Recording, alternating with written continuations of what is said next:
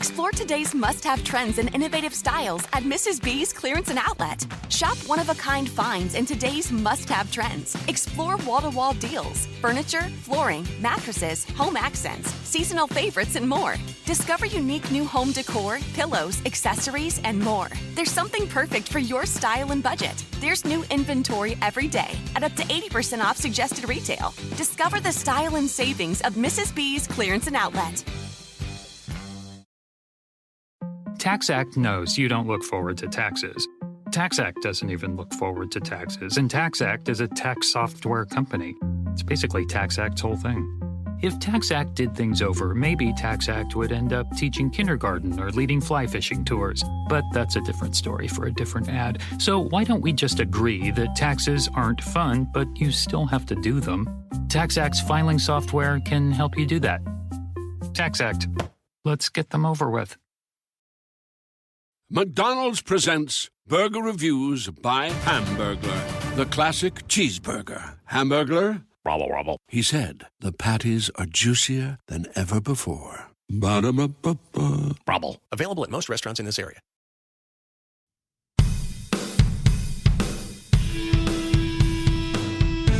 How's it going, and welcome to episode 45 of On the Wire, proud member of the Pitcher List Podcast Network. Follow the pod on the Twitter at OnTheWirePod. Of course, if you're listening on a platform that allows ratings and reviews, please take a second to let us know what you think. I am Adam Howe. You can follow me on the Twitter at 80grade. It's all spelled out. And I'm once again joined by Kevin Hastings, who should be followed himself on the Twitter at HastingsKevin. TGFBI invites went out earlier today. We are recording this on Tuesday, February 1st, though it'll go out on Sunday the 6th. So by that time, we might have a little bit more clarity as to what leagues are put together and whatnot. But Kevin, Justin Mason, he's putting together those leagues, but he is allowing participants to call out individuals if they want to play against them. So my question to you is, who are you hoping gets put in your league this year as a former champion of the overall? I'm always curious to see how he ends up building these leagues. I know the second year TGFBI, he ended up doing the Super League where he took all the winners of every league and put them into one. I think he stopped doing that. But who are you hoping that you'll get to play against? Nobody that is in the Battle of the Podcast League, because my queue keeps getting devastated in that league. Oh, I feel it, especially in the second half of the draft. Oh yeah, the first half of the draft, I was like, all right, I go with the flow and finding have 20 or 30 guys in there and come back after one round and they're gone. Yep. What are you guys doing? Drafting 3 guys at a time? Everybody else gets 3 picks. You only get 1. Yeah, I feel it. Personally, I'm just looking to. This will be the Battle of Pods is my 9th draft of the year, so I'm actually looking to draft against people I haven't had the chance to draft with this season so far. So whoever that ends up being is great. I don't think in my 2 years at TGFBI, I don't think I doubled up. So I don't think I had anybody in both sets of leagues. So it'll be interesting to see how much variety I get again this year as well. But we talking about drafting early and drafting often. We're happy to have with us a guest that is no stranger to drafting early and very often. It's an avid NFBC participant. John Fish joins us to talk about volume drafting as well as transitioning between different fantasy baseball formats throughout the offseason. John has been playing NFBC leagues since 2012 and capped off his 2021 season with 36 different teams drafted on the platform, ranging from various levels of draft champions competition to satellite leagues, as well as TGFBI as well, finishing in the top 3 of over 30% of those leagues. So he has a pretty good success rate even with all the, we'll get into, how he manages all those leagues in season without pulling too much of his hair out in the process, hopefully, and why he may be on pace for even more this season. We'll see. It's still the off season's still young, and hopefully it doesn't go longer, but always a possibility it goes longer, giving you even more opportunity to join more leagues. But for now, John, thanks for coming on the show, man. How you doing? Doing well. Thanks for having me on. I appreciate it. I saw, as we're talking about being called out, I noticed that you got called out already on Twitter for somebody that wants to join your league. Daniel Salinger already called you out. Was that more of a Do you think that was more of she really wants to play against you, or is it more of you calling out the fact that you just want to play in the league that drafts the fastest? I definitely want to play in the league that drafts the fastest. I'm not much of a patient individual being in so many leagues. I'm just trying to get through the ones that I'm currently in at a decent pace so I can get to more. I try not to have too many drafts going at the same time. So the quicker one can finish, the more I can focus on the next one. Onto the next one. Yeah. I have a feeling that's why she called you out. And she's like, all right, just move things along. Let's just get this over with. I think she might be messing around because I called Dave out and she was on the thread. And so she called me out. So yeah, it's all in good fun. I'm just happy to be a part of the competition, to be honest with you. It doesn't really matter who's in my leagues. Cool. Yeah. From what Justin said, over it'll be 31 leagues. It'll be the largest competition of its history, of its short history, 5th season, I believe, of TGFBI. So it's really exciting to see it just continue to grow year in, year out. Of course, Justin does that for a great cause as well. And we'll be looking forward to Potapalooza, as he does every year in conjunction with TGFBI, and hopefully being able to participate in that as well and work through. So we're going to get into all the things I talked about: volume drafting, how you manage all those leagues, how many leagues you do at one time. It's a great little segue. But before that, we're going to jump right into our moving targets, a little bit of player discussion here. So these are players that we may be targeting, or maybe depending on your roster build or what you need at any time, in a 30-round draft, 12-team, 15-team, either one, but not draft champions. This is a fab league scenario. Players that you should or could be targeting with your final 2-3 picks of the draft. Late dart throws. Sometimes they're relievers that could fall into a job, somebody that needs an injury to walk into good playing time, or possibly even just somebody that needs a good spring training that could hit the ground running. So, John, I'm gonna let you start it off. Who are guys that, if you're in a fab league and you participated in our listener leagues, one of our fab leagues as well, who maybe you be targeting at the end of those drafts that you may be pushing up further than when you might get them in a draft champions league, that you might be able to get them a little bit later? Yeah, so in fab leagues, I like my last couple picks, especially drafting this early, or even at the beginning of spring training when jobs are still trying to get figured out. My last couple picks, I really like to spend on speculative closers. So like Ian Kennedy, like right now, would be one of my main targets at the end of a fab draft. And if he gets the job somewhere, excellent. Now I just landed a closer. And if he doesn't, it's not that big of a deal. You can churn and burn, especially in 12s. The free agent list is always pretty loaded in a 12-team league. If you miss on those last couple picks, you're not really burned at all. So he's definitely what would be one of my targets. Another guy that I would be looking for is somebody like José Barrero, somebody who could not only take over the role, but a power speed combo can always lead to a breakout, especially when you're playing with Cincinnati and Great American Ballpark. It's such a hitter's park. The top of the lineup's pretty good still, even with Castellanos gone.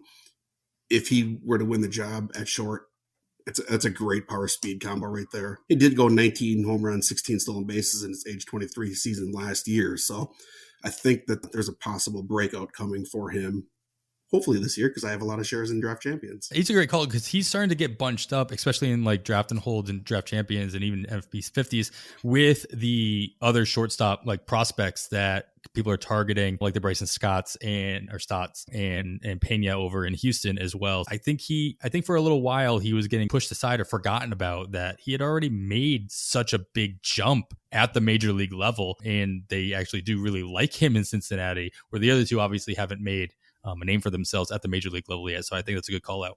All right, cool. I like the idea between going after like that prospect that could hit the ground running, Ian Kennedy. I think that's a classic move to go for a possible closer. Richard Rodriguez also, like, it fits that mold as well. There's actually talk of him maybe possibly going back to Pittsburgh, and that would obviously make David Bednar drafters not too happy, though they're getting him pretty late, so probably not a concern. Kevin, what direction are you going with your picks this week? My first one is Ha-seong Kim of the Padres. And what's really interesting about him, going off the board at roughly 366 range, so this is for the 12-teamers typically, is he didn't sign with the Padres until New Year's Eve 2020. So just a little over a year ago, and then had 286 plate appearances, I think,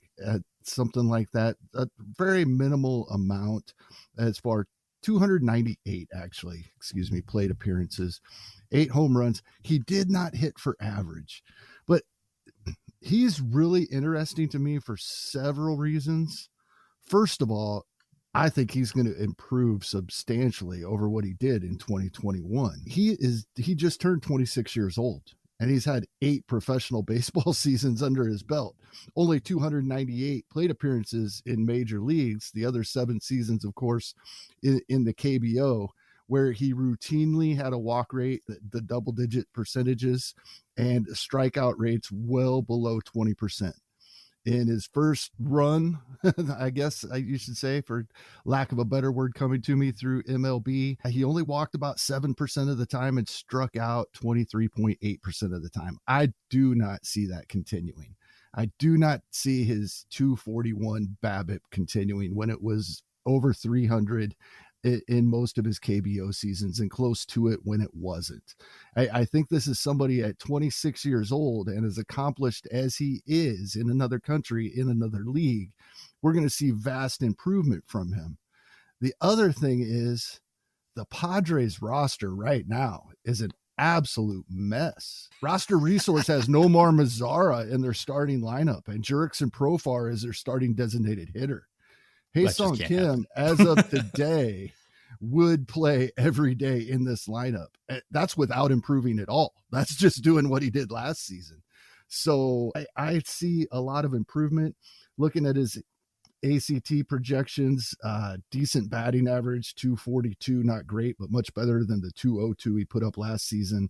And if you prorate it out to 550 plate appearances, which I think is pretty conservative for looking at the Padres roster right now, then we're looking at 17 home runs and 12 stolen bases for a guy you're getting at the end of a draft.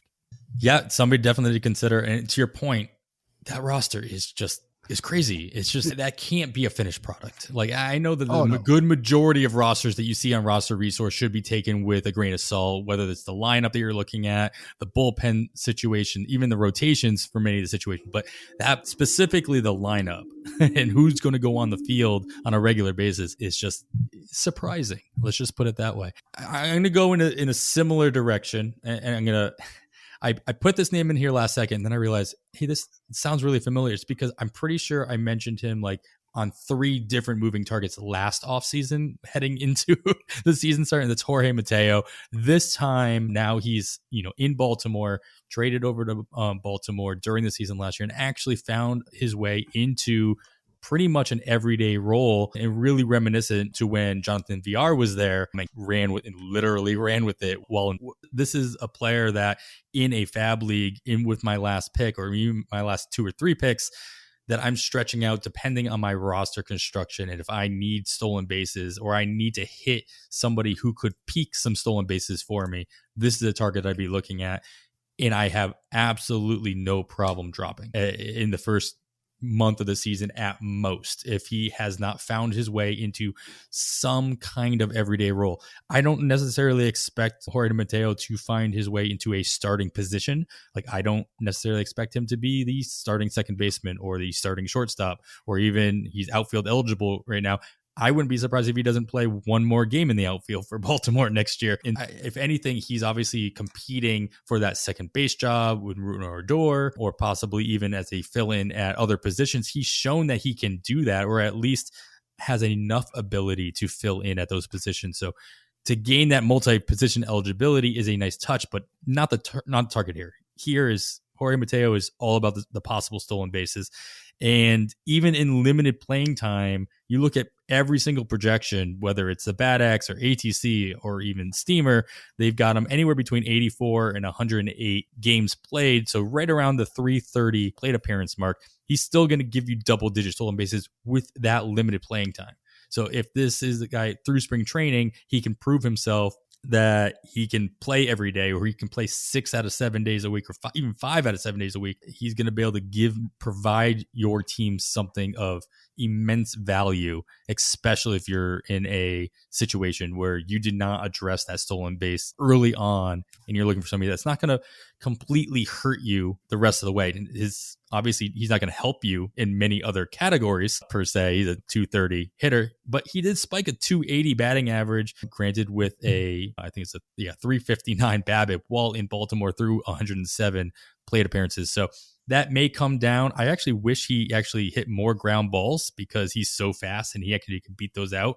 That could help his BABIP be sustained throughout the next season. But again, all these picks that we talk about, all these possibility of picks, these are guys that you should not be too tight, especially in a 12-teamer. You should not be too tied to and have no problem throwing them back in if they haven't completely jumped up to where you wanted them to be. If they didn't return that investment, that value early on, don't wait. Don't hold on too long.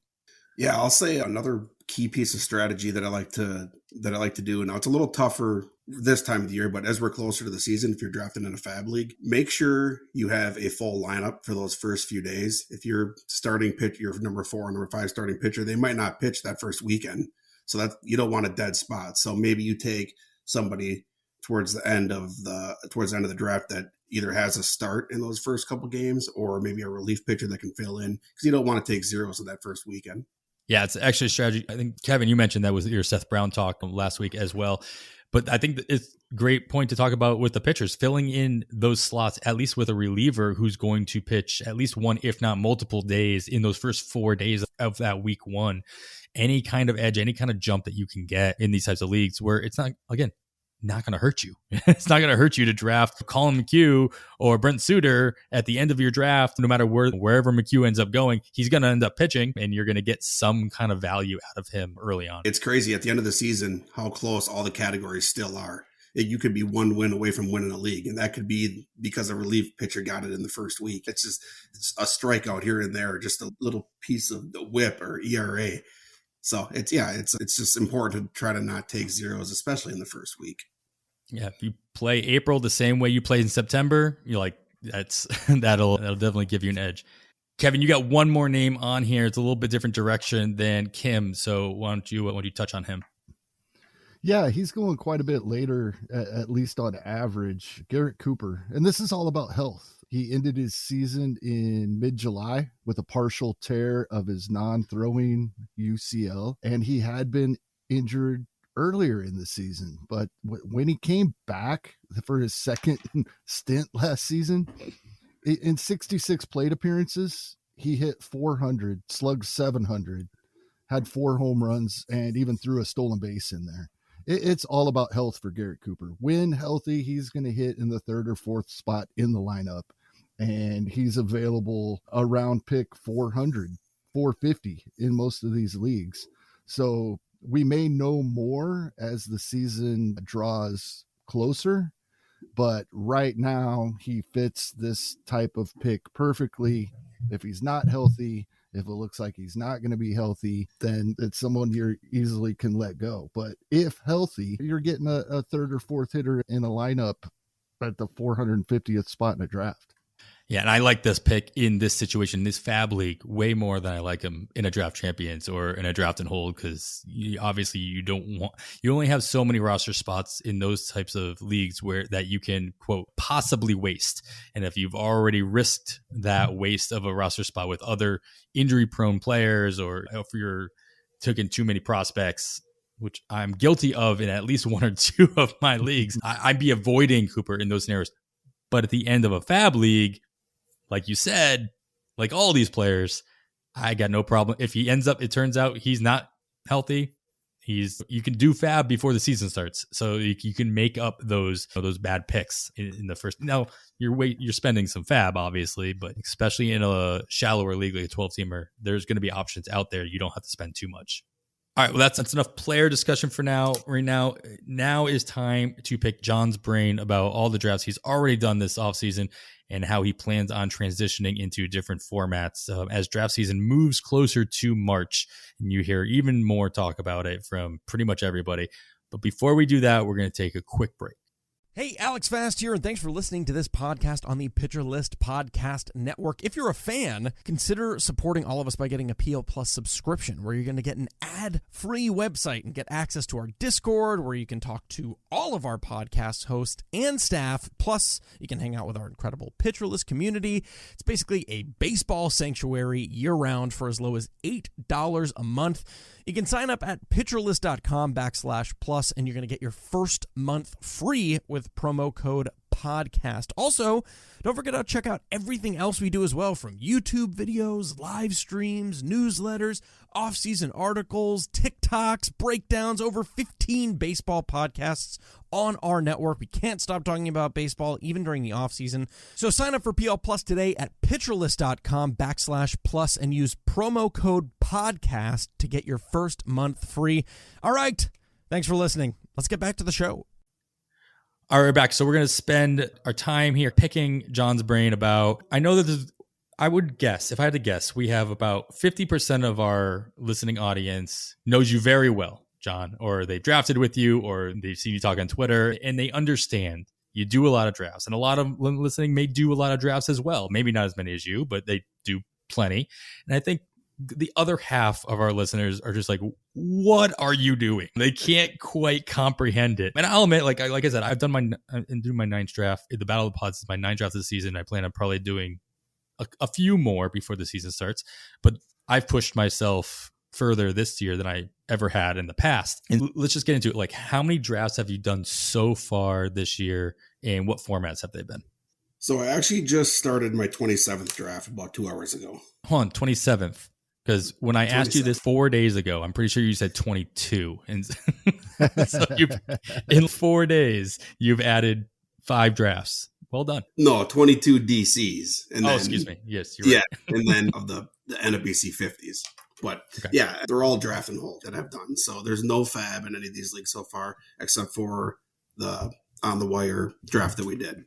That's the only fab league I've done so far. As far as managing it, it definitely takes quite a bit of time to set the lineups. It's more than you think. It's definitely more in the early parts of the season. By the time you get to the middle, to the end, half your roster is hurt. So you don't have really any choice. You're just starting whoever's a body, right? Whoever doesn't have that briefcase. Yeah. And this year, I'm going to do more drafts overall, but I'm going to do less fab leagues. It just gets to be a little bit too much. I think last year, I did 9 or 10 fab leagues. And it's just a little too much for me. I think I'm going to try to cut that back to like 5 or 6. So I don't really have a limit on the draft and holds. Like, it's the NFBC Draft Champions is my favorite format. It just really forces you to go deep in the player pool. It forces you to build a roster of depth. And what Kevin was saying with like Garrett Cooper, like that's actually one of my main targets. He's going as like your 6th outfielder roughly. And with the DH being added, I'm hoping that can keep him a little healthier. So We'll see. Yeah, I think that I'm probably going to come in around 40 to 42 leagues probably when all is said and done. But yeah, I'm not going to get into the online championships probably for a little bit. Those are the 12-team format, $350 leagues on NFBC with fab. I'm just not quite ready for that 12-team mindset yet. I'm still completely in 15-team mindset. So yeah, I'm going to stick with the draft champions for a while. We got TGFBI. I'm doing the tag team league this year with my draft partner, Ryan, that Matty Wood put on last year. That was a lot of fun. Every team, 15 teams, and every team has a draft partner.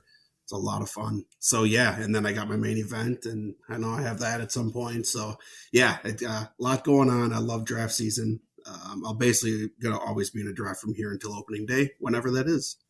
Yeah, here you mentioned pretty much all 15 team leagues in that spiel of different leagues, whether it's GLARF or you're doing a main event, I believe, later on in the season, and all these draft champions. So I'm going to just put out a PSA for anybody listening as well. I see a lot of tweets and I hear a lot of podcasts. It is really important that when you're listening to somebody or when you're listening to a tweet, exactly what kind of draft that they are talking about, whether they're posting a draft or the results of their draft boards, which everybody loves to do. It's fun to see all the different colors and all the different the rectangles up there. But like when somebody says they're in a DC, that's a 15. That's a draft champions. That's an NFBC, as opposed to the NFBC 50s. What I think gets really confusing is I hear some people saying, I'm in a DC 50. I don't know what that is. Yeah. Is it an NFBC 50 where it's a 12-teamer? Same format. It's draft and hold, 50 rounds, but it's only 12 teams. Obviously, less players are getting off the board. Or is it an actual DC that goes 50 rounds? So I personally get confused by that, but at least I feel like I've done enough where I can, if I get a sense of a draft board, I'm like, that's a 12. You did not get that 4 start if that was a 15-teamer. Yeah, it's very important to call that out too, because I only play 5x5, standard 5x5. So like anything I say going forward or like on Twitter or anything, it's always the standard 5x5 format. It's not a points league. It's not a head-to-head. It's a 5x5 roto. So very different player evaluations across all formats. Yeah, John, you mentioned earlier that you like the drafts that move along pretty well, but these are still slow drafts. Do you like the draft champions, the express, where it's 1 minute per pick? Do you like those drafts as well that are coming up? We talked off air about big snowstorm heading in some of our directions over the weekend. I'm probably going to have Thursday night off work. So I was just looking at the lobby because I haven't done an actual non-slow draft yet other than the auction I did in Arizona. And I'm like, ooh, maybe I can do a draft Thursday night. And there's several of them. Yeah, I'm definitely going to do one before I go to Vegas for my main event, because it's going to be just a very good little prep, getting used to the quick picks. But I can't do too many because the drafts start at 7 p.m. my time. And I mean, I have 3 kids, so they're still up, and it's tough. It's better for me to draft after they go to bed, or do podcasts after they go to bed, because I have a little extra time to myself to focus. So yeah, it's very tough to do. I mean, I might do 1 or 2. I'll do 1 for sure. I might do a second if I can talk my wife into taking care of the kids for bedtime and stuff. So Kevin, I'm going to ask you this first, but John, I want to get your, because obviously you have all the volume as well, but Kevin, like when you're drafting throughout the season, and even whether it's volume drafting or just drafting early and then moving it on as the offseason progresses, how are you attacking your drafts as far as draft strategy goes? Are you taking each draft as an opportunity to try something out new? Because we see things change from season to season, whether it's relievers getting pushed up to the second round this year, or starting pitching getting pushed down, or stolen bases are coming back, or whatever it is. Or is it more of a gradual transition or evolution of strategy as it goes on? Are you throwing darts at each one, or do you have a plan? I think a lot of it has to do with where you end up, what your draft slot ends up being. That changes drafts in and of itself, at least the early rounds. For example, I have not drafted Garrett Cole. I have no problem drafting Garrett Cole, but I've picked first once, second once, and fourth once. I didn't take him there. I was taking power speed combo guys typically in that situation, and I've picked in that 10 to 12 range several times where I'd love to have him and have not had the opportunity. It's gotten to within 1 pick a couple of times, but never quite made it. So that's just an example where it really depends on what draft slot you end up, how things are working. I will say that one thing that I kind of came into the season feeling like I was going back to not necessarily taking pitchers early unless it could be Garrett Cole. And that has been consistent throughout my drafts. I have just not been able to pass up on the hitters available in the first few rounds, whether it be a 15-team draft and hold or the 12-team fab leagues that we've been doing for the on the wire listener leagues here. I've been taking so many hitters early, but I'm happy with my pitching staffs the way they end up. So I don't see that changing, at least in the near future.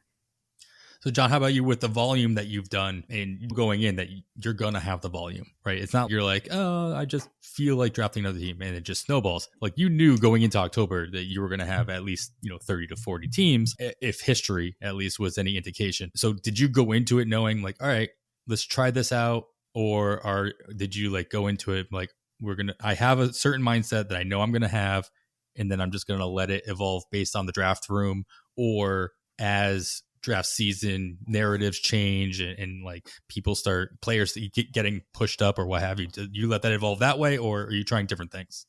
So last year I did try different things. I just wanted to get into a position where to see how I could, if I miss out on stolen bases early, can I make that up? The answer for me was I could not. I am going in with basically the same strategy with all my drafts. I want aces and bases early. I want aces and I want stolen bases. That's my strategy. I looked at one of my teams last year, and it was the Super DC that Mike the Mouth put on. The Super DC was a $2,500 league. Draft champions, draft and hold, 50 rounds. And I started with pocket aces. I started with Bieber and Bueller. And then my third round pick was Whit Merrifield. And then my fourth round pick was Aroldis Chapman. So I had, at the end of the season, I had 10, I think Whit hit 10 home runs. I had 10 home runs through my first 4 rounds. And I won the league in home runs and RBIs. Like, I was first in both those categories. What that tells me is something that I knew going into that draft, because I did draft that towards the end of my draft season. You can get power throughout the entire draft. It's never an issue. Home runs, RBIs. What you can't get is you can't get an elite speed guy that's going to contribute in other categories. So Whit Merrifield was a lead in runs. He's a lead in batting average. Obviously stolen bases. He had 40. And he even chipped in with RBIs with, I think he had 70 or so. So that's my strategy for this year in all my leagues. I'm not going to veer from that at all. So basically there's a lot of players that are crossed off my board in the first round, which we'll get to in a minute here. But it's also different on the different levels of the league. So the 150 DCs are very similar to ADP. It goes to plan. You don't see, there's obviously some picks here and there that you're not expecting, but for the most part, it goes pretty close to ADP. The 400s, which we call the 4 honeys on Twitter, are a completely different story. And I actually did 2 of the $1,000 DCs so far, and those are like the 4 honeys on steroids. That's where you're seeing the closers all getting way on the turn, on the 1-2 turn type of situation. Did I see in one of those 9 closers in the first 60 picks? Yeah, yeah, it was absolutely insane. So the second 1K DC, I think I had I think I had pick 13, and I started with Ohtani, and then I wanted to get Wheeler coming back, and he got taken, so I went with Rafael Devers. So I'm like, okay, we got my two pretty good elite hitters. I'm like, all right, I need to attack pitching here, and my goal was in the third round to get Edwin Diaz or Ryan Presley, one of those closers. Class A, yeah, sure. Class A, yep. Iglesias, all of them gone, including Aroldis Chapman, gone before my third round pick. And I was like, oh wow.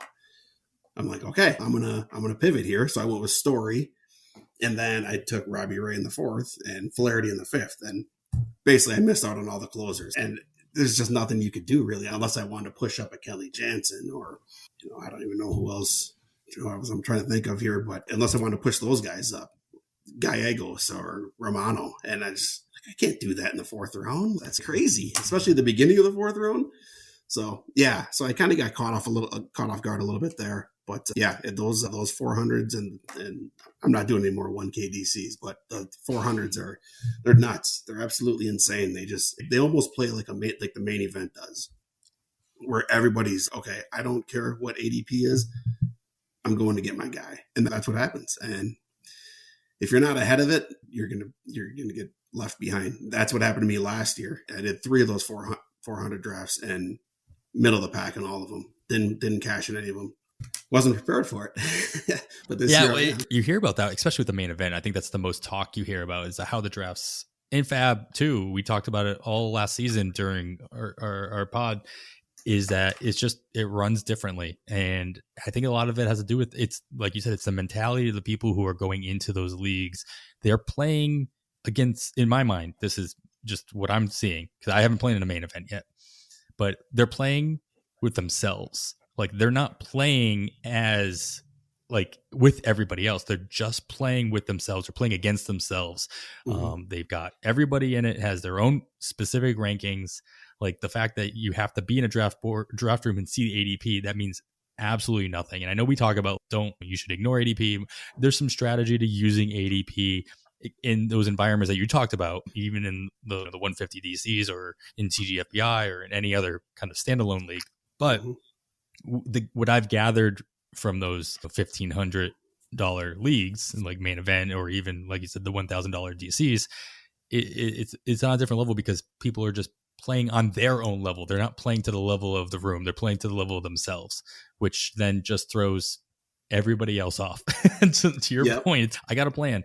Okay, everybody else has either a similar plan or my plan to the nth degree. I've got to pivot, and that can be nerve-wracking. So I can also echo what you said earlier. You got to do one of those quick drafts Kevin was alluding to before you do your main event, before you do that, just to get yourself back into that mindset of not having to wait 2 hours to make a pick. You have 1 minute.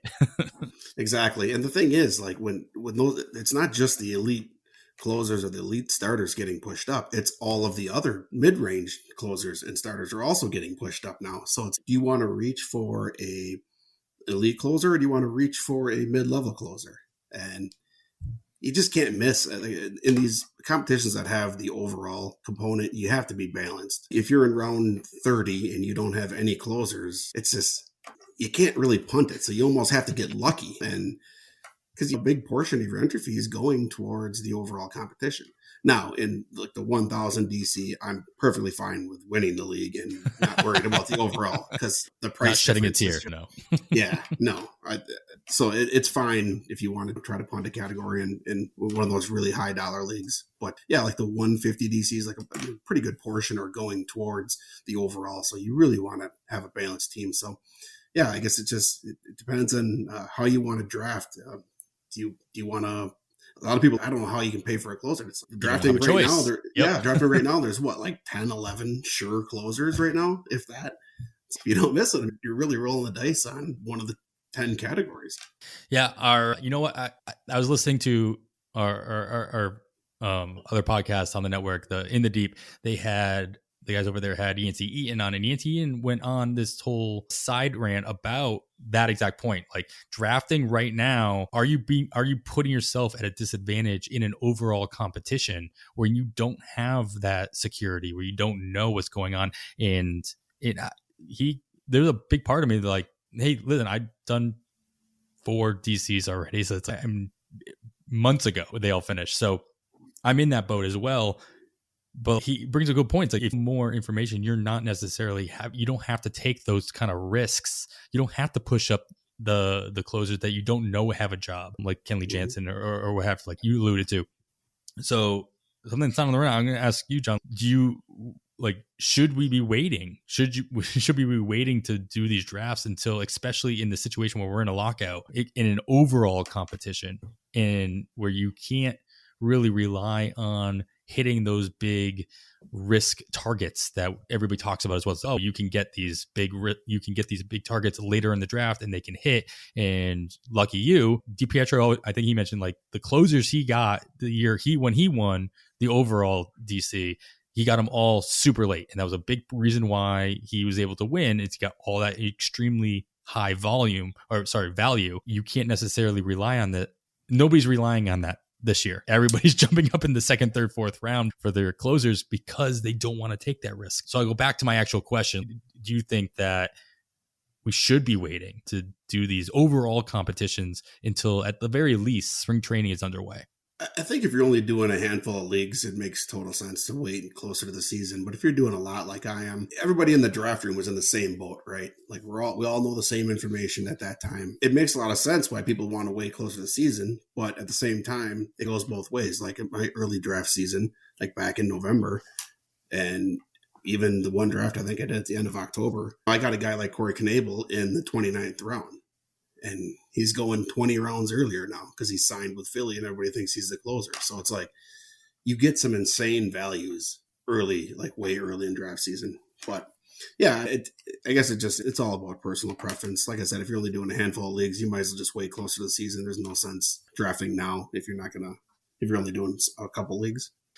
Kevin, I'm going to put that towards you as well. Would you be rather pushing your overall competitions into March rather than doing them in November, like we've been talking about the last couple of months, in order to get the more guaranteed value for your picks? I think his major example is like the people who are drafting in November are paying a amount of rounds for said person, said player. And if they flop, in spring training or whatever, and something happens where then you have somebody later on, like doing an overall draft in March, gets that same player at a much discounted rate. So what I'm saying is that it can work both ways, right, John? Like you're talking about how you can get insane value with Corey Knebel, where it can work the other way around as well, where somebody knows more information. And so you're not getting that, you're not wasting the value of Gallegos. All of a sudden, Gallegos is not the closer that everybody assumes he is in St. Louis. And somebody else is able to get him a lot later, just on a whim, rather than having to pay 5th round, 6th round value for that. Where do you stand on that, Kevin? I really like the earlier drafts. It does go both ways. You can completely lose a player before other people even draft their team and you're competing against them in an overall. That can happen. But with not only John's Knebel example, but his Ian Kennedy example. If Ian Kennedy signs with a team where he's the presumed closer, he's jumping up 10 rounds, right? He's not going to get him there anymore. I'm not 100% certain, but I think I remember Rob talking about his overall championship team you brought up. I think he drafted that in December. So he speculated on those closers he got lucky on, as John brought up earlier. And that's what you're trying to do if you're taking closers 30th round or later in these draft champions right now. And you can get lucky on some of those guys. But if he'd have drafted later, he wouldn't have gotten them, at least not where he did. So it works both ways. I lean towards to John's point of view, more towards you can find more value earlier than I worry about things that everybody is going to know more about later. Yeah, that's fair too. So if you've got your ear to the ground and you're actually paying more attention, yes, of course there is value. There are risks. That was Yancey's biggest thing, is that there are so many risks. You don't know what's going on, and a lot of the time it's a guessing game. And I don't think anybody here would disagree with that. That's what you're doing. That's why it's called speculating. You're speculating on what could happen. Ian Kennedy could retire. Like, he could not sign anywhere. And then you're screwed. Sorry. Or nobody could sign him. Or you can be in a situation where you drafted players that ended up signing in the KBO. We're also talking about the level of guys that half of them aren't going to keep their job throughout the season as well. Just because we know who's going to be closing for Miami to start the season doesn't mean they're going to hold the job. And that value is being represented in ADP right now too. So you have the Floros of the world that are not going in the 5th round. Maybe they are in one of these 1,000 DCs, John. I'm not sure. I don't think anybody's taken Floro in the 5th round, even in that scenario. But like the Bednars of the world, like they're not. Even those guys are being represented of their value in ADP rather than getting pushed up wildly out of proportion. Now, there are players that are getting pushed up probably higher than they should be. But the other thing, and Todd Zola was tweeting about this the other day, and I think I've fallen into this. I've brought it up. We've talked about it. I've heard others talk about it, about, this is because it's draft champions leagues and we can't make pickups later. That's why the closers are getting pushed up. Todd Zola made the point, no, closers go higher in main event drafts than they go in draft champions leagues historically. Now, there's not much room for them to get pushed up any further this year, but the mid-range guys are going to go up higher than they are now once we start knowing what their roles might be, or at least having a better idea. So that was really interesting to see him bring that up as well. Yeah, you're going to get players that were in John's situation where they're at the 13-14 spot in a 15-team main event, and they're going to have no choice but to go with their closer at the top of the 2nd round, because they're not going to make it back at the bottom of the 3rd round. And that's going to happen more often than not, in my opinion, in the main event scenario. Now, it might not happen in your home league on Yahoo. It's almost guaranteed not to happen in those scenarios, especially in different formats than head-to-head leagues or points leagues, especially not points leagues, depending on the points situation of your league, which is, again, why it's so difficult for all of us to talk about points leagues in general, because everybody has a different setup for their points. If there was people do talk about NFBC best balls and even Fantraft best balls, because you know what the standard point scenario is. And we'll have an episode probably sooner or later talking about cut line, because there is fab involved in that as well. But we know what the point system is for that. So it's a lot easier to talk about. So, John, the number one question we got when we let everybody know on Twitter that you're going to be on the show is, of course, they know the volume that you do. So they want to know, how do you manage it? You alluded to some of it a little bit earlier, but let me get a little bit more specific. Are you using any kind of specific software? As one follower said, are you hiring any Oompa Loompas like Willy Wonka to actually manage your teams for you? I'm not sure, but are you using spreadsheets that you've created on your own? Do you use software, either whether it's draft software or in-season management software that you can recommend to people to manage these things? Or are you just doing this by your own knowledge and magic? Yeah, in the actual drafts, I'm tracking, as the drafts are going on, I'm tracking the players. I'm putting in RotoWire's projections for the players and putting them into my own spreadsheet, just to track to see, make sure I'm not falling behind in certain categories, because it's tough, especially when you're doing multiple leagues, to remember, okay, how am I doing in this league, or how am I doing in this one? So I track my own team. I don't really track anybody else's teams. I just want to make sure that I have a balanced team, and then, we let the chips fall where they fall by the end of the season. As far as in-season management, not really. I don't use any kind of a spreadsheet or anything. Like I said, I'm cutting back on fab leagues, so it's gonna make it much easier. He's drafting holds. You don't really have a choice. You kind of just have to, there's no pickup, so you just have to play who you have. Yeah, in terms of fab leagues, I don't use any actual like spreadsheets or anything. Vlad Seller does have a fab sheet that he puts out every weekend, and it's fantastic because it not only shows you some guys that you can pick up, but it shows you who others are also going to be targeting. And it gives you an idea of what possibly other people are going to be going after. That's really helpful. But at the same time, it's very different for your team. What if I don't have any closers? I'm going to need to spend a little more possible saves than I would if I have a team that has two elite closers. I don't need to spend anything on that team. So in terms of closers, so it's all different based on what my team actually looks like and what my needs are. And then, correct me if I'm wrong, but are all of your leagues, all the 40 some odd leagues, are they all going to be on NFBC, or do you dabble in Fantrax or even like a home league on Yahoo or CBS or ESPN, or are you strictly NFBC? It's going to be all NFBC. I did do a league last year. Glarf was actually on Fantrax, and I just had a heck of a time trying to figure it out. I offered Zach Waxman a trade, and he writes to me, you didn't include any players. I'm like, what do you mean I didn't include any players? So I did it again, and he's, yeah, you still didn't include any players. I'm like, you know what? Forget it. I'm not even going to try to offer this trade anymore. And then Dave McDonald did the same thing to me. And I write to him, I'm like, hey, man, you didn't include any players. He's like, what? Yeah, you didn't include any players. So basically, your trade is me giving you like two guys and you giving me nothing. So he's like, I got to figure this out. And I was like, yeah. It's just a mess from the trading standpoint. And then the fab, just because I'm new to it, I'm sure people that play it all the time are, thinking it's sure, easy because they're used to it. I'm not used to it. But this year, Glarf is being moved to NFBC. So all of my leagues will be through NFBC. So I won't have any of those issues anymore.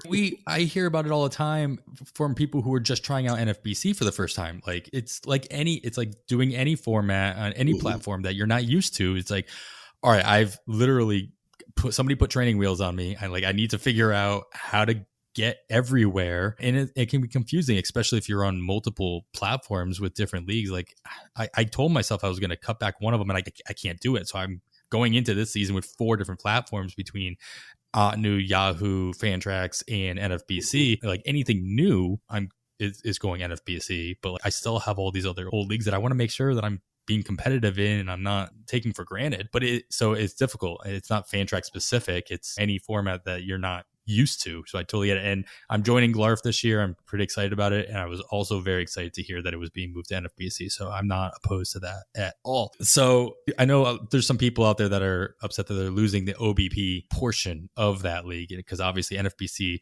is pretty rigid as far as like the format that you can put together. It's like all the rosters are the same size, all the 5x5 categories are the same size. There's no trades anywhere with very few exceptions. I know that I believe they're keeper leagues.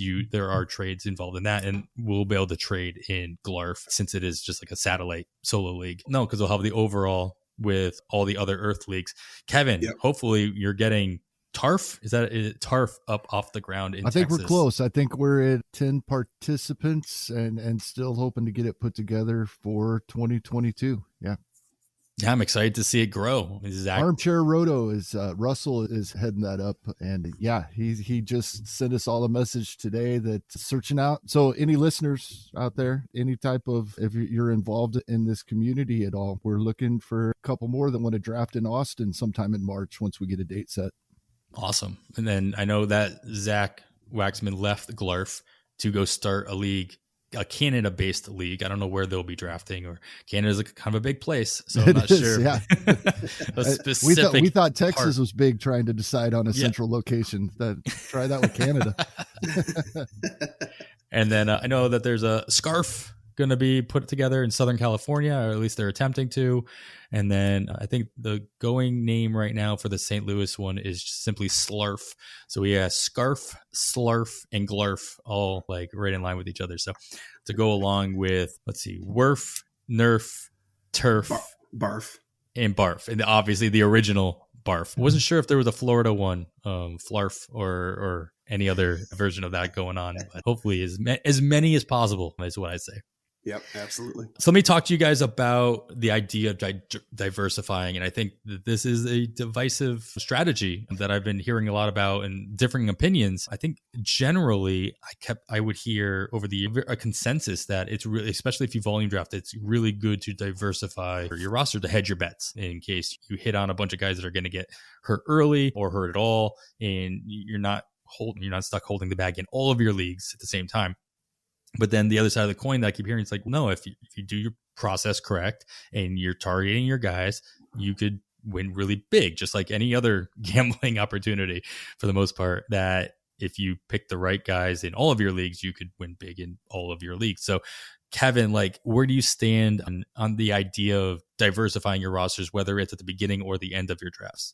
I think, once again, a draft slot sometimes can take care of that for you, at least in the early rounds. And I think if you're only playing a couple of leagues, you may want to diversify your first couple of picks to make sure if you have a catastrophic injury or somebody busts that you're spending a high pick or a high auction amount on, that it doesn't really hit you in all of your leagues. But if you're doing more than a handful, draft slot's going to take care of some of that for you. And then the later it gets, I keep coming back to the same players. They're who I like. They're who I'm building my teams around, especially when I'm making my early round decisions based on knowing I'm going to get these guys later. And in a lot of leagues, it's going to be the same guys. I find myself getting my guys in the middle of my drafts more often than the beginning or the end. I've got plenty strangely enough, I have plenty of shares of Caleb Smith at the end of most of my drafts. But the beginning of my drafts are very diverse, and it's more of how am I building my roster at that moment, or how is the draft room allowing me to build my roster. But by the time I get to around even like 14, like 13 through 23, like I know my targets and I've been hitting them almost, exclusively in that time period. John, where do you stand with that? Like, do you fit that same mold where it depends on what part of the draft you're in, or do you diversify? I think diversifying in the early rounds makes a ton of sense. There's just so much talent in the early rounds. You don't want to be just stuck with one player and then all of a sudden he gets hurt and all your leagues are ruined. So I really like diversifying it early, especially if I'm pretty high on Bo Bichette, Jose Ramirez, Trey Turner, as everybody is. So I don't want to have one of those players rostered on all my teams and the other two not rostered. So it's if you're doing 27 drafts and you're getting the top 3 picks in all of those, so you're always getting those guys, I don't want to talk to you anymore.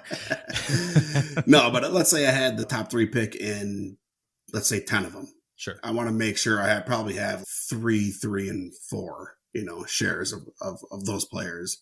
So I'm on board with diversifying early. In the middle to late, I'm all about to get your guys. One of my most rostered players last year was Jazz Chisholm, and that worked out pretty well. Yeah, where he was going, absolutely.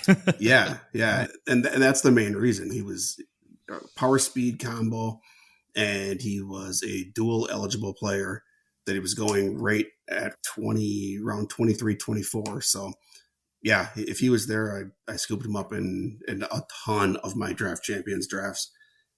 I did miss on him in all my online championships, though. So closer to the season, that's where it comes into play. He was having a good spring, so he got moved up.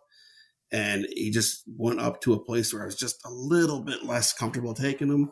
And I'd already had so many shares. It was okay if somebody else was going to roll the dice on him. But yeah, so I did not get any shares in my online championships last year or my main event of Jazz. You hit on it exactly what I was going to go get after. That's a perfect example. We always talk about the closers, but like Jazz was a perfect example. It's like, all right, prospect, you don't know if he was going to be up or not. Obviously, he wins the job out of spring training like a couple other guys did last year. And obviously, you hit big because you took that chance where he was going in the 20-plus round range, or even much later. And the earlier you're doing that, the easier the opportunity is to have gotten them at that point.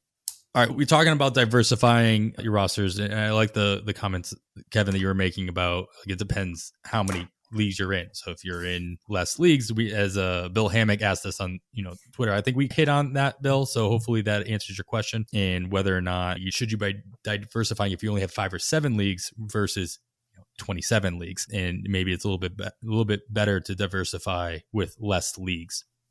All right, so let's talk about some of the opposite of that diversification. Like John, like you mentioned, you're in your 27th. You just finished your 27th, or you're in your 27th draft right now. You're just started my 27th. Yep. So you've got plenty of data to go by. I mean, sample size is everything, right? And everything we talk about. So we're going to talk about not your favorite players, and we're going to talk about your least favorite players you have no shares of. Like, you've had every opportunity to draft pretty much anybody on this list, and you've said no. You've done the Casey Trout method where you've crossed them off your draft board. It's not even an option.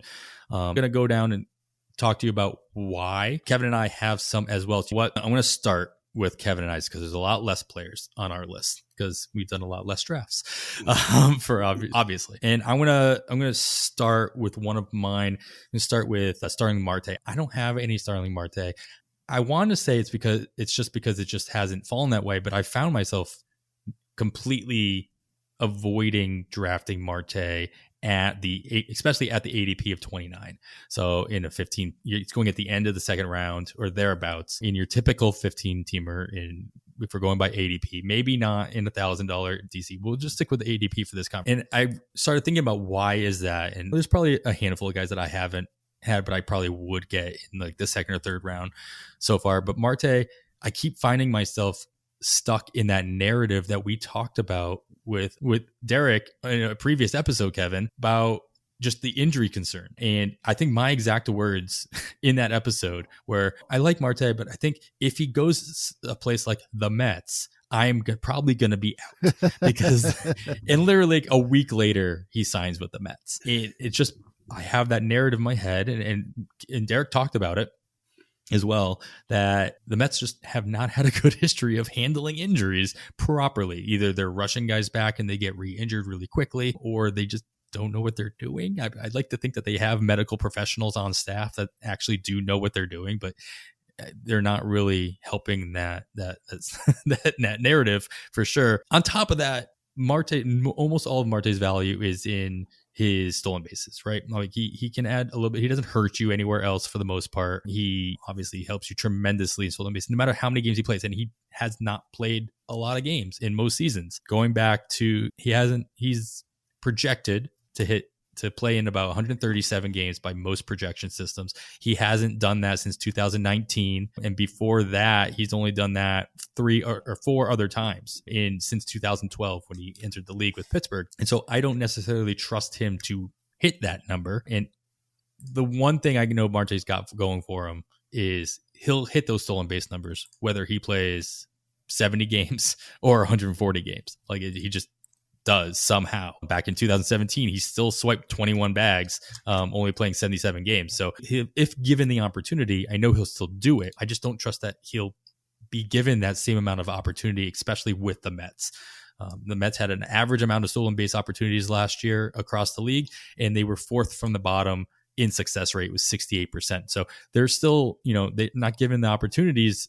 Their base runners haven't been given the opportunities to run, but when they do run, they haven't been successful in it. Now, obviously, Marte is transcendent in that category. He can, be better than anybody the Mets maybe was sending on the base pass last year. I guess it's just somebody that I'd rather put all my trust into a Whit Merrifield or an Ozzie Albies in the second round if I'm looking for that speed. And that's what I have been doing. I have at least one share of Ozzie Albies. I think I have 2 or 3 shares of Whit Merrifield with the dual eligibility, and just completely out on Marte. And unless I'm convinced otherwise, I'll probably continue to go down the same route that I have been. Can either one of you guys talk me out of this? Like, John, how many, like in your 27, I don't know how quickly you could look this up, how many Martes do you think you have? I can tell you right now, actually. 5. All right, so that's about a 1 out of 6 drafts, 1 out of 5 drafts as well. So you're not somebody you're avoiding. And so in your opinion, am I making the wrong move here to completely avoid a talent like Marte with what he brings to the table? So I could probably look it up, but I'm almost positive that all those shares have come with either Jose Ramirez in the first or a pitcher. I think he pairs absolutely phenomenal with Jose Ramirez, because Jose Ramirez, what he doesn't give you as much as you would like for your first round pick is batting average. And I think Starling Marte can prop that up a little bit. And then it's just the advantage you're going to be getting at stolen bases when you pair Jose Ramirez with Starling Marte, you're just off to an absolute monster start with stolen bases, and you haven't hurt your power. That's the other key. Yes, Marte doesn't provide the elite power numbers, never will, but 15 to go with Jose Ramirez's 30 or so it's not an elite start, but like I said earlier, it's one of the easiest categories to attack throughout the middle and late stages of the draft. So I could go back and look, but I can almost guarantee that either Jose Ramirez or a pitcher is my first round pick with those Starling Marte shares. Well, that's a great point. Like, it's also how you build your roster. And in most, like I mentioned, he's going at ADP 29, which is the end of the second round, which if you're in the 1, 2, or 3 spot, like he's maybe the last one available that provides what he provides. Merrifield is going earlier than that. Albies is going earlier than that. Mullins is going earlier than that. So these Luis Roberts are going way earlier than that. And so these guys who you think can hit 20, 30 stolen bases are already off the board. Marte may be one of those last guys available. So that's a good point. I haven't had any top 3 picks in any of my 15 team drafts so far. So maybe I just haven't been put in that situation where push comes to shove, I've had the opportunity to draft Merrifield first or Albies or somebody. Kevin, why don't you hit up on one of your players that you have yet to draft? Whether you're going to or not is also the question. Yeah, some of these, there have been players that recently I have grabbed for the first time that it eliminated them from this segment, but I don't have any Cedric Mullins teams, and it's not that I don't like Cedric Mullins. It's not that I don't like what he did last season. I do buy into the changing to batting left-handed 100% of the time was a good change and may have led to a lot of the breakout. So there's something concrete we have. I'm not one of the people that's always only done it 1 year. That's not my reason. It's where he's going. Late second round, early third round, I'm grabbing a closer, or I'm grabbing Jordan Alvarez that I think has much more power, or someone along those lines. And I just have not pulled the trigger on Cedric Mullins in any draft. Yeah, I think that's a common thing I hear about Mullins. Is 30-30 obviously amazing when you're getting him at pick 250? Is he going to repeat 30-30? I think a majority of people, and definitely a majority of projections, are not seeing that happen again. He might get close, and he who knows, he might still do it. He's still in Baltimore, and as a couple people have already mentioned, the wall changing in Baltimore shouldn't affect Mullins very much, as he doesn't really hit the ball that way. He doesn't hit the left field for the most part. And so I don't necessarily know that he's going to hit the 30-30. And if that's the case, you're absolutely right. Like, he's not going to return that value, as we talked about with Ariel Cohen last episode. Like, if he's not going to return the value of where you're picking him, then he's not the right pick at that point, to an extent. Now, if other people start jumping into that mindset and he starts dropping into the middle or the bottom of the third round, where his projected value is a little bit more conducive, I think you'll get a lot more people going, oh, I'm completely on the Mullins train. I completely agree. I'll have him everywhere if he's going at that pick. That's the key phrase, if he's going at that pick. And so I think it's a good call out there. All right, John, let's get to at least a couple of yours. Let's go with the two guys you have on here that have been going in the first round in some drafts. One, almost every draft, and the other one, you might have seen him go in a draft here or there in the first round. For the most part, though, he's going around the turn, and that is Vlad Jr. and Mike Trout. So talk to me about why you've been avoiding these two guys. So it's pretty simple for me with Vlad Jr. It's just the lack of speed. It's just the way I like to build my roster. It's just so tough to be able to get my aces and my speed if I'm selecting Vlad Jr. in the early to middle of the first. It's kind of where if I did take Vlad Jr., let's say pick 5 or 6, I have to get Starling Marte or Mullins or Whit Merrifield. I have to get those guys in the second, one of those guys in the second. And there's a chance that, that they're not there. And if they're not there, then it's so tough to get to that 80th percentile threshold for speed if you're not addressing it early. And then if you do that, then if you do land one of those guys, then you're in the third and you're looking at your ace, right? And if you take your ace, then you're behind on closer because you're they're all rounds gone. And they're not guaranteed. A lot of those elite guys are not going to be guaranteed to get there at the end of the fourth. So it's just a roster build thing for me with Vlad Jr. And again, this is just my preference. He doesn't fit the way I like to build a roster. Now, other people may be better at identifying speed and they're comfortable with taking somebody like Miles Straw later or somebody like that. And for me, I'm trying to avoid those kind of speed only guys. So I need to get some speed in the first round, especially in the first half. Now, if I'm at the 13, 14 and Vlad Jr. is still there, yeah, I'm going to take him there. There's not going to be much hesitation for me there. But he's never going to get there. So just where he's going, the players, I'd much rather have Trey Turner, Tatis, Jose Ramirez, Bichette, and Soto, and then the two top aces, Cole and Burns. I'd much rather have all those guys than Vlad Jr. Yeah, well, it's your point. If he drops to 13, 14, you almost have a guarantee to get one of those speed demons at around the turn as it comes back. Ozzy's still going to be there, and Merrifield's still going to be there. Definitely Marte will still be there. In theory, there. So you have that opportunity to get that more guaranteed partner in a speed guy to go along with Vlad. So I get that. Yep, exactly. For Mike Trout, it's a combination of some things. First of all, I don't think we're going to see him run anymore. I think those days are done. Maybe a handful of bags, and that's it. But it's the injury. It's my bigger concern is just like 4 seasons in a row now where he's had some kind of an injury issue, and I hate seeing it because he's one of my favorite players to ever watch. But it's a little too rich for my blood. Again, he's going at the early second in most drafts from what I'm seeing. So you can take a speed guy with him and you can guarantee that, but then you have to wait till the end of the third to get an ace. And there's just so many aces that are going to be off the board, especially as we get closer to March, because you'll have some injuries pop up. And when one starter goes down, the rest of them all move up. So that's just how it goes. But Trout hasn't gone over 140 games in a season since 2016, and he only hit the 140 at one time in 2018. So 36 last year, 53 obviously in the shortened season. So that's actually percentage wise pretty good. $134 in 19, but $114 in 2017. So this isn't new.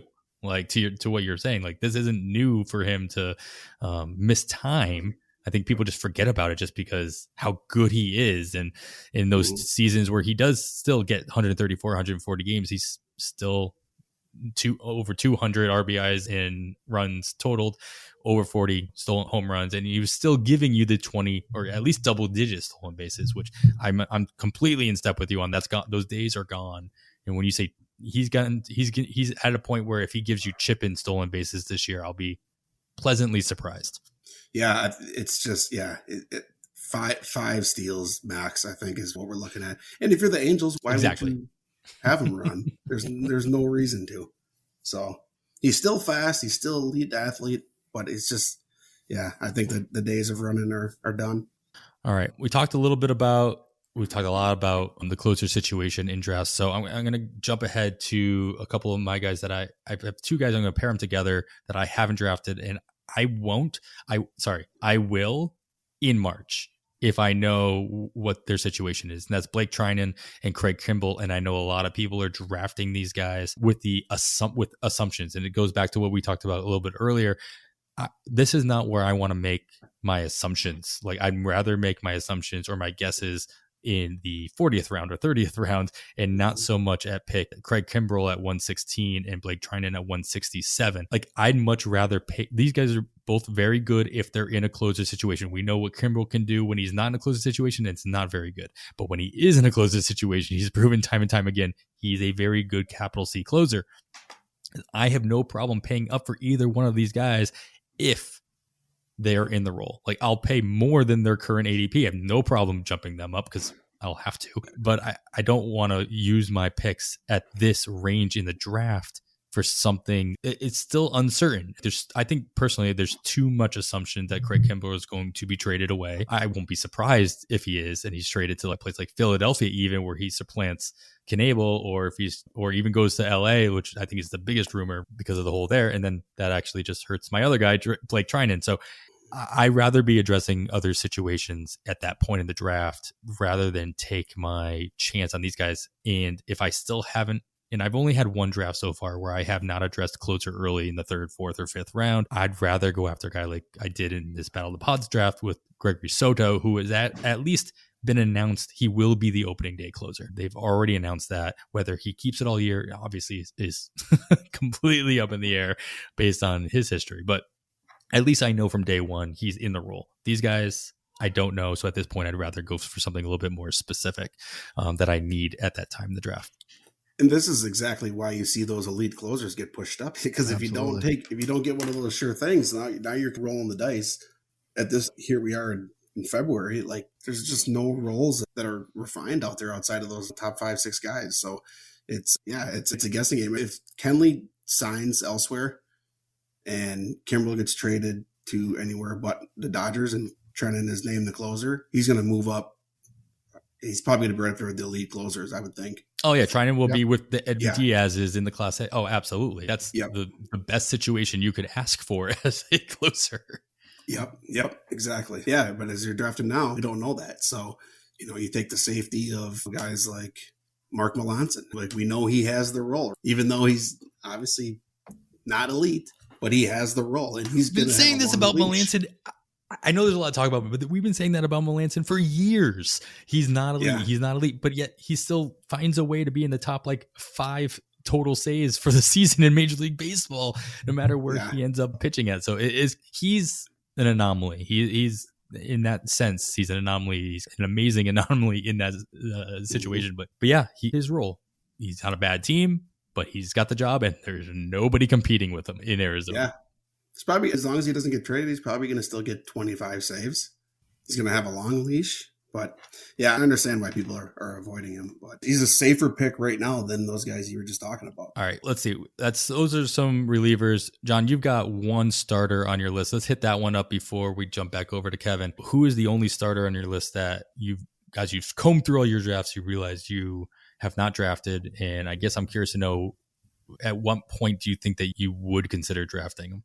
Yeah, it's deGrom. He had a partially torn UCL, and that's not what the Mets said. The Mets said that it was completely healed. That it magically. Healed itself. Yeah. Then it healed itself apparently. Now, I'm not a doctor, but if you have a partially torn UCL, that's an issue for a pitcher, especially when you're throwing 100. So he's just a complete avoid for me right now, and we'll see if he's ramping up and looking good in spring. I'm probably also not going to get him in the March drafts because he's going to be up in the 1st round probably if he's looking good in the spring training. So he's probably going to be a player that I'm just not going to have any shares of. And honestly, you can win leagues without a share of anybody, really. He's just somebody I'm not going to take the risk with right now. Kevin, is deGrom or any of those kind of pitchers that kind of fit that category, whether or not any pitcher that has these kind of question marks that deGrom has, are they somebody that's on your target list / are you willing to take that risk? And I know you have that one of those early drafts where you went after, I think it was Verlander, Clevenger, and somebody else, but that's later on the draft. We're talking top 3. deGrom is going ADP of 23 in the last month. And so where do you stand on that? No, I've avoided him as well. I've been tempted in a couple of these 12-team fab leagues that we've done, he's slipped, and I've had an opportunity early in the fourth, and I've really been tempted. Like, early in the fourth, and it's a fab league, I could figure this out if it doesn't work, but I've still avoided. Yeah, I think we alluded to the possibility. I had an opportunity. I think it was the fourth round, and I think I let him go by. He went, I think, the very next pick or 2 picks later. He's just, I think at that point, it was at one of those situations where you just see him, you're like, no, he can't. I can't let him go any further than that. And yeah, to your point, a 12-teamer with fab, no matter what format, what platform you're playing on, that's the situation. That's the time where he's more apt to find himself onto one of my rosters, because you have way more flexibility on the wire to fill in those gaps. That I don't care what anybody says, there's going to be gaps with Jacob deGrom this year, whether they are the fact that he doesn't go as deep into games, or he, misses time weeks at a time throughout the season. I think something will happen that'll limit his total innings at the end of the year. And John, I'm also not a doctor, but I'm venturing to guess. No medical training whatsoever. Kevin, you've got another top couple round pick on your list. So why don't you hit up on him? It's another guy I really don't have anything against in Marcus Semien, but moving out of the Toronto lineup and out of the games that they played in Dunedin and Buffalo, and of course him and Seager and some others are going to make that Rangers lineup better than it was last year. But I don't think we're looking at 2021 Toronto lineup. And in every instance where I've looked at Marcus Semien, I've taken Trevor Story instead, and his ADP is a few picks later and more stolen bases, with the other numbers being similar. So that's the move I've made every time I've looked at Semien. I've been, no, I'd rather have Story. Yeah, when you put it that way, I was just pulling up a board. I do like how you can toggle on the NFBC ADP page it'll make it look like a draft board rather than just seeing it as a list. Sometimes it makes it a little bit easier to get a sense of what's going on there. And yeah, I did not even realize that Semien was still going before Story. 5 picks in the month of January, at least. I will not be surprised if I'm looking at this board again at the end of February and that has completely flipped. Especially when we know where Story lands. Yeah, exactly. Right? He's moved, yeah. Assuming he doesn't end up, I don't know, in Oakland, I guess, would be one of the most negatives, and that's obviously not going to happen. But to see him go 5 picks later is surprising. Obviously, Semien with the multi-positional eligibility doesn't hurt. Going to Texas, yes, he might lose some of his counting stats, but I think a lot of the narrative is Rangers love to run, and I've talked about this like they do. They love to run. They love to let Nate Lowe run, so they love to let Edward run. And so he could stay closer to that double digit stolen bases while seeing maybe a handful of home runs leave. But the argument that I'll give for Semien that I've heard other people give as well is this wasn't his first time putting up the numbers that he put absolutely up. I think Semien's going to do what his projections say. I think he's a safe 30-10 guy. I just think Story's closer to maybe not quite 30, but the 20. It's the extra stolen bases. Of course, he'll probably take a little bit of a hit on his batting average leaving Coors, as one tends to do after leaving their career behind in Colorado. But I don't think it'll be enough to deter me for sure, no matter where he ends up. All right, let's hit on one more. I'm going to hit one more of these names because I think it's one of the more interesting ones in that on John's list, and that is Nicky Lopez. And I had to clarify, as you told me off air, it's like, all right, I've got this guy and then Lopez. I'm like, all right, there's a couple of Lopez's out there. You're going to have to specify on this one for me. And it is Nicky Lopez, January DCs. He's going at an ADP of 213. So this is easily the deepest guy on this list. You have obviously plenty of opportunity to draft Nicky Lopez going this late. So why have you not taken a dart on Nicky? So if he does what he did last year, okay, I can see it. 300 average, 22 stolen bases. I just don't think he hits either of those numbers, first of all. I think he's probably going to be around 270, 275, maybe 280. And then, yeah, maybe he's around like 20 bags, but you're getting absolutely no power. You're getting no RBIs. Runs, I don't think you can bank on runs. They have so many players coming up through the pipeline. And he just doesn't fit my roster building. This is why I get stolen bases early with good players, like good hitters.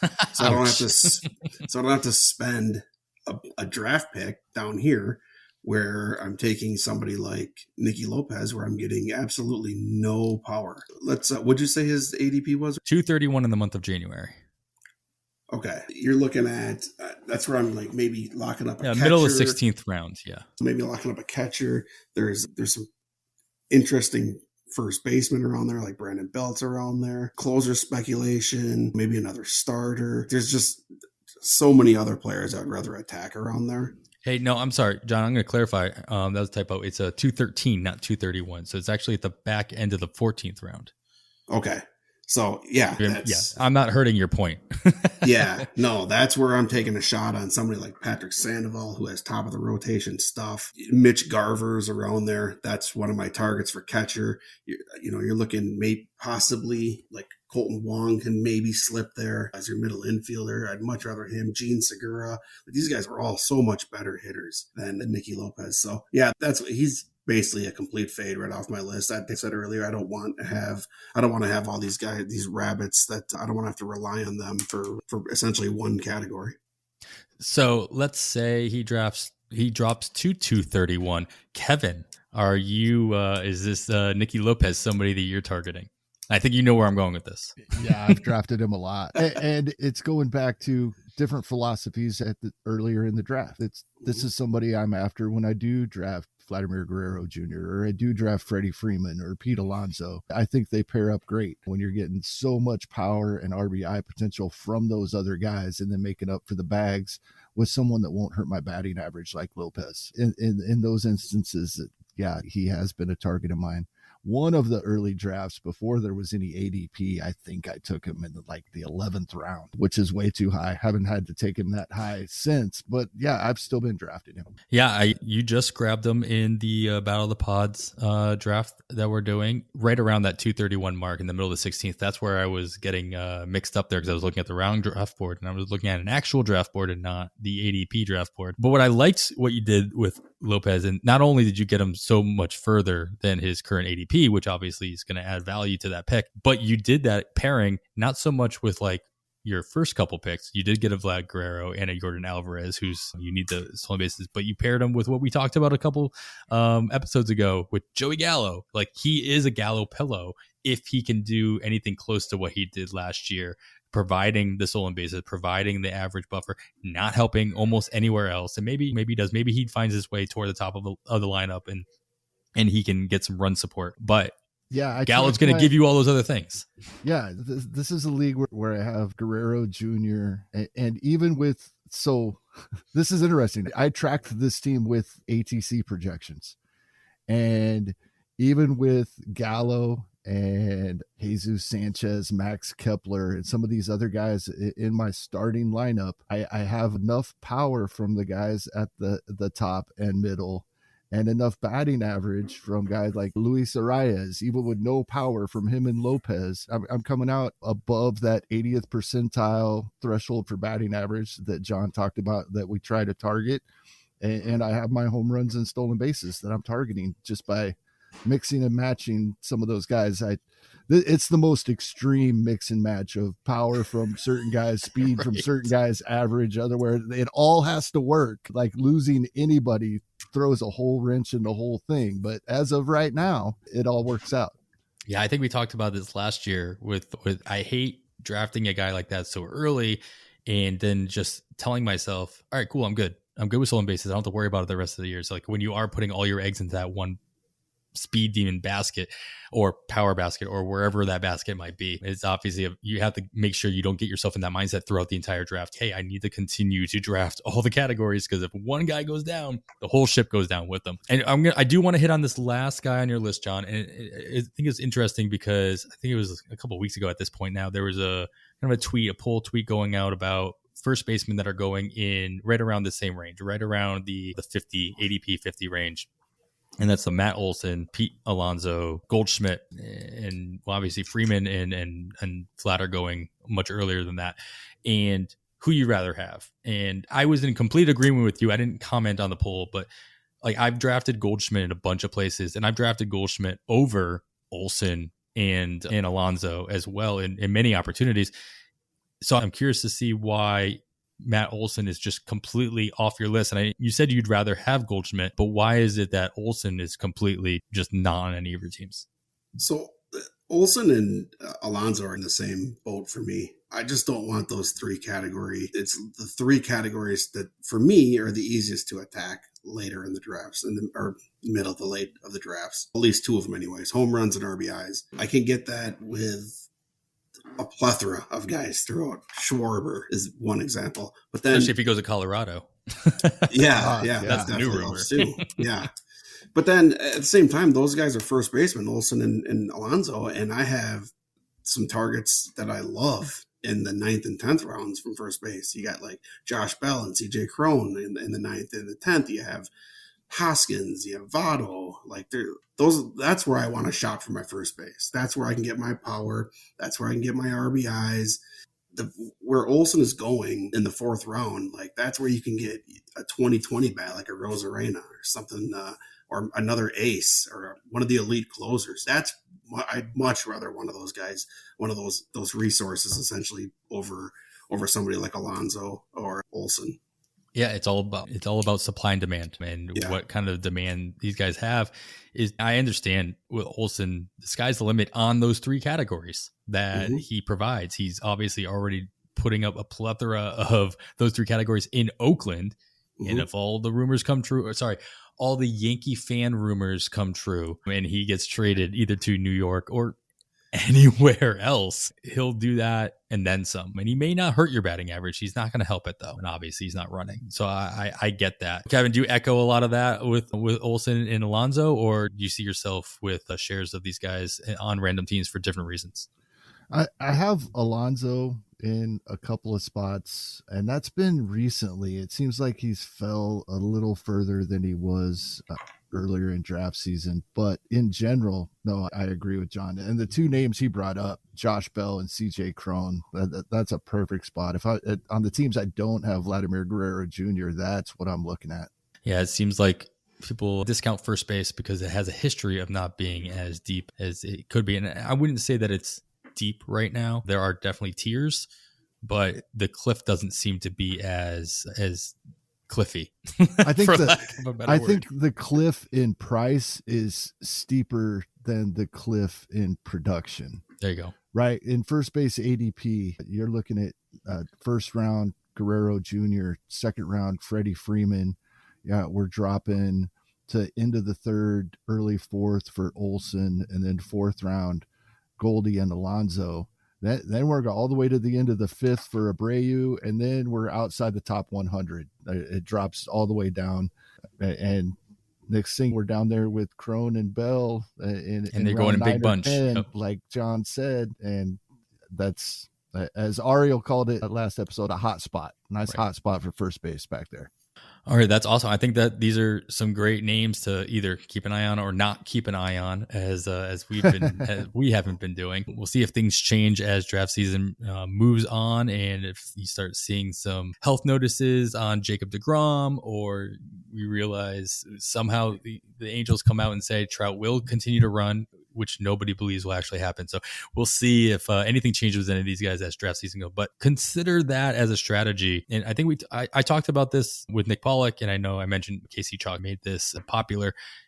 Don't be afraid to cross guys off your list. You have enough to think about when you're drafting that not only it's like a get your guy to the nth degree, not only get your guy, just don't get the guys you don't want. And it doesn't necessarily, there are certain guys where it doesn't matter if they fall to a certain price. Like John, you mentioned if Vlad goes to 13, yeah, sure, that's the price. I'll be in a situation where I will get that, but it's not really has to do with the price. It's about to do with your roster construction, about the situation that you're in and what you can get later. It's not necessarily about if this guy falls to the certain spot. Like I did draft Mondesi in a draft earlier this season, but I got him at pick, I think 97, and I'd never seen that. not this year, at least. I didn't want to do it, but it made sense for my roster at that moment. It didn't make sense for my roster earlier because I had too much risk, but at that point the risk had dissipated. But he normally would be a guy that I would have crossed off, but he there was it was a situation that called for that pick at that time. But in general, don't be like, somebody's going to be in your draft room that's going to do you the favor of drafting the guy you don't want to pick at either ADP or shortly after that. So don't worry about that too much is what I say. Kevin, I'm going to leave you the honor of ending it with any other extra words of wisdom that you can provide as people start ramping up as you get closer and closer to March, hoping that they're getting closer to the beginning of the season. Yeah, this is going to start out with a tip to myself, and then I'll flip it back the other way. But I had a Twitter exchange with Ben Palmer earlier today, and he was talking about steamer projections for Frank Schwindel, and he referred to him at his ADP of 227 being basically free. And I commented, that's 16th round in a 15-teamer. That's not even close to free. And even in 12s, that's 19th round. And he responded that most leagues that he's done have been even more shallow than that. And in season, I think we do a good job. We often talk about Yahoo leagues and team one catcher leagues, teams with only 3 outfielders. But in our off season, I think I need to do a better job of recognizing some of these shallower leagues where, and when I said I was going to flip this back, I'll flip it back to our moving targets from the beginning of the show. If you're in those shallow leagues, looking at an overall ADP is not going to do you much good. You need to look at by position because there's so many things going on. 2 catchers, 5 outfielders. It's changing things by so much. And for a player in that range, Josh Young, I mean, his ADP is 285 right now, but he's like the 25th third baseman being drafted. But if I'm in one of those shallow leagues, that's who I'm taking at the end of my draft right now, especially right now. If he doesn't make the team or isn't up in early April, then you drop him. But just wanted to give a shout out to some of the shallower leagues out there. I saw Alexander Chase made a comment on that little thread that you guys were going back and forth about how the idea of drafting in a 15-teamer like scares the crap out of him. Yeah, he called it I think he put it. terrifying. Yeah, and I get it. But here's the thing. It's like it works both ways. Like working in a 10-team or 12-team league on Yahoo or on CBS or what have you has gotten to a point where it doesn't scare the crap out of me because I've gotten so used to 15s, but it's just a different animal. Like it's even going to the 12-team drafts that we've done recently was a huge difference. Jump. So it's not so much that doing these leagues in 15-teamers or deeper leagues in general is more difficult. It's just different. It's a different animal. And the more you do one, the more difficult the other one becomes. If I were to jump into 10-teamer right now, I don't know how I would do for sure. I don't know what I would do. I would definitely have to consult with some people with more. How do you handle that, John, when you make the jump to OCs that you've talked about that you will here coming up? How do you handle that transition? I was actually just DMing with Bubba, I think it was yesterday, about this. And I said, I want to wait to do OCs because I want to get ADP out there. I want to be able to formulate a plan. I want to see like what rounds my targets are going in the 12-team fab as opposed to the 15-team draft and hold. Completely different styles of drafting. Closers aren't going to be as pushed up in a fab. I don't need to take one of those early closers. If I get one at a decent price, perfect. If I don't, it's not a big deal. Because there's going to be all kinds of closers coming down the pipeline throughout the season. So I want to wait, and I want to do my 12s, probably going to do them in a row, get them close together, bang them out, and then go back to the 15s. Yeah, I did poorly last year in the 12-team OCs because I just went just jumped right into one. I'm like, oh, I know what I'm doing. I know the player was fine. Jumped right into the OCs, bouncing back and forth between the 15 and the 12. And obviously I didn't do very good in the 12s for this reason, which that used to be my stronger format was the 12s as opposed to 15s.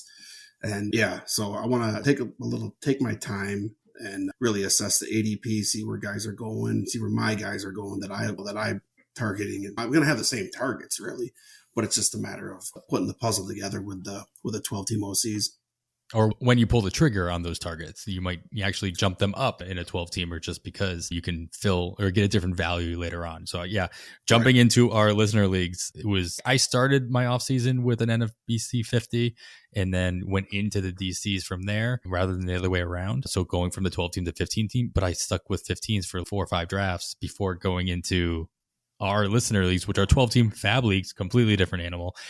Yeah. And it was a wake-up call, the first one. By the time I did the second one, I felt a little bit more comfortable. But yeah, it's got to prep for sure. And that was what I was selling our listener leagues to people who were doing 15s. Hey, listen, if you're going to do an OC, do our listener league as well now to prep you. It's a low price point. It's only $50 as opposed to your $350 or anything higher than that. And get yourself, in a sense, as a prep, treat it as a mock draft. And then obviously you still have to do their fab in the season. You still want to win. You want to be competitive. But yeah, that league, our fourth listener league, just kicked off our draft today. By the time you're listening to this, hopefully it's at least somewhere close to halfway full or halfway done in the draft. We will do a listener league later on in February. So if you're interested in joining that one, shoot us over a DM over on the Twitter at OnTheWirePod. John, thanks so much, man, for taking a break from all those drafts. Hopefully you didn't miss any picks during the recording of this. I don't think mine came up in that one. So Kevin, I don't know if you're an auto pick. You see, you're a smart man. You threw yourself on auto. I've been pretty good most offseason. I did time out in this league once, and I'm very embarrassed by that. I've had a couple this draft season. It's always been getting busier at work than I planned to be, but only one time in a very early draft did 48th round of my second DC, I did draft Tyler Glasnow because my queue got obliterated before that pick came up. That's the worst. Yeah. For me, it's mostly like the 31st or 32nd round. I end up timing out. It's like as soon as the clock goes from 2 hours to 1 hour and I like forget and I'm like, oh, I see the notification on my phone that says, hey, you're on the clock. Cool. I've got some time. I can check in a second. And all of a sudden I start doing 3 or 4 different things. And I come back. You've auto picked John Hicks. Oh, awesome. Cool. I at least using my queue. Just wasn't in the right order. So I picked him about 15 rounds early, but that's fine. I paired him with Alex Reyes and I'll be okay. Hopefully I get a shot at something in St. Louis. So John, can you let everybody know if they care to follow you on Twitter, if there's what your plan is for draft season, if they want to jump in a draft with you, where should they be looking for you? Yeah, I'm just on Twitter at Pile of Dial. Yeah. As far as what drafts I'm in, just check the contest signups and on the NFBC boards, and maybe I'll be there, maybe I won't. I don't know. More often than not, you probably will be. Like I said, I've been in a couple of drafts with you, and it wasn't by design. It was just you happen to be there. Yeah, but yeah, I think a lot of people listener league as well as a future guest. Everyone else has been past guests. Yeah, that's right. Yeah, that was a lot of fun. That was what we were talking about, going to 15 to 12s. That was when I was like, okay, I'll do it, and then that's the first 12 I've done fab, and then it's the first 12 I've done since the early NFBC 50s, which I was just picking players that I liked, not really formulating strategy too much in that. But yeah, that after doing so many 15s and jumping into that 12 was I was like, wow, there's so much pitching here in the 4th and 5th rounds. I got to keep taking them. So I just kept taking pictures. And I'm like, let's see how the offense turns out. We'll just see what happens. Yeah. We got a couple months before we have to figure that out with Fab. No, thanks for having me on, guys. I really appreciate it. Yeah, thanks for taking the time. And that's going to wrap us up for episode 45 of On the Wire.